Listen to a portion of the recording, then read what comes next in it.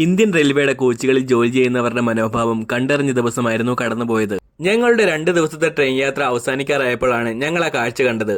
ഈ കോച്ചിലെ ഓരോ ജീവനക്കാരും ഈ കോച്ചിൽ യാത്ര ചെയ്യുന്ന എല്ലാ യാത്രക്കാരുടെയും അടുക്കൽ ചെന്നിട്ട് ഈ കഴിഞ്ഞ 2 ദിവസമായി അവർ ഞങ്ങൾക്ക് വേണ്ടി ചെയ്തു തന്ന ഓരോ കാര്യങ്ങളും പറഞ്ഞ് അവരിൽ നിന്ന് ടിപ്പ് ചോദിക്കുന്നത്. ഇവരിങ്ങനെ ടിപ്പ് ചോദിച്ചു വരുമ്പോൾ ചിലർ പറയും എൻ്റെ കയ്യിൽ ചില്ലറയില്ല കേട്ടോ എന്ന്. അങ്ങനെ പറയുന്നവർ അടുക്ക് ഇവർ സ്കാനർ കാണിച്ച് അതിലേക്ക് പേയ്മെന്റ് ചെയ്യാൻ വേണ്ടി പറയുന്നുമുണ്ട്. ശരിക്കും ഇവർക്ക് നമ്മൾ ഇങ്ങനെ കാശ് കൊടുക്കേണ്ടതായിട്ടുണ്ടോ? അപ്പോൾ നിങ്ങൾ ചോദിക്കും, നമ്മൾ ഹോട്ടലിലൊക്കെ പോകുമ്പോഴത്തേക്കും അവിടെ നമുക്ക് ഫുഡ് കൊണ്ട് തരുന്ന ആൾക്ക് നമ്മൾ ടിപ്പ് കൊടുക്കാറില്ലേന്ന്. ശരിയാണ്, നമുക്ക് ഫുഡ് കൊണ്ട് തരുന്ന ആൾക്ക് നമ്മൾ ടിപ്പ് കൊടുക്കാറുണ്ട്. എന്ന് കരുതി ആ ഹോട്ടലിലുള്ള എല്ലാ ജീവനക്കാർക്കും നമ്മൾ ടിപ്പ് കൊടുക്കാറുണ്ടോ? ഇല്ലല്ലോ.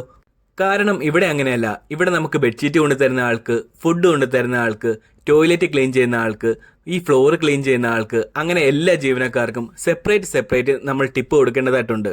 ശരിക്കും അങ്ങനെ കൊടുക്കേണ്ടതായിട്ടുണ്ടോ? എന്താണ് നിങ്ങളുടെ അഭിപ്രായം? താഴെ ഒന്ന് കമൻറ്റ് ചെയ്യുക.